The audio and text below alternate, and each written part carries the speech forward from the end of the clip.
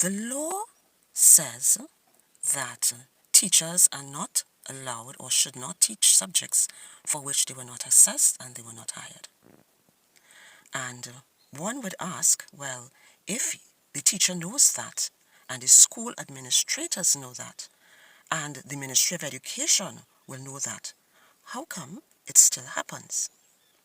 Well, you complain to the school administrators and they don't care. Their attitude is, well, if you don't like it, leave. You complain to the school supervisors and the district office and they don't care either. You complain, you write letters to the permanent secretary and you don't really get any response. So year after year, you try to, juggle it as best you could because it's simply too much work for one person. And you juggle it the best you could. But eventually, it takes a toll on your body. Here is what I discovered about that.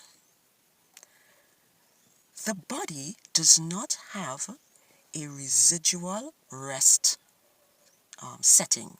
A residual rest setting. What do I mean by that? It means that if you work hard, and you work hard for days, months, years without resting, and you tell yourself, okay, I'm going to take one weekend, and I'm going to sleep from Friday evening to Monday morning, and you try to rest. That period of rest does not make up for the periods that you ignore the fact that you needed rest.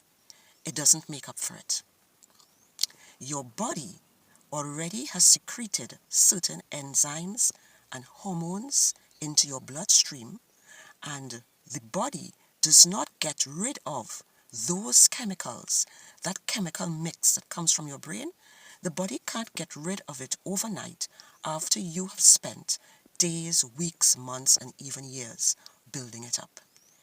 There was a situation recently, I think it happened during COVID, where a young lady collapsed in a bank in this country. And I saw that it happened recently to a lady in America. The body has no residual rest setting. If you do not rest when you are supposed to rest, resting for a long period of time, like over-resting, resting for 2 days, 3 days, 4 days, does not make up for the time you didn't rest. And you know what the result of all of that is? The result of it is simple: illness.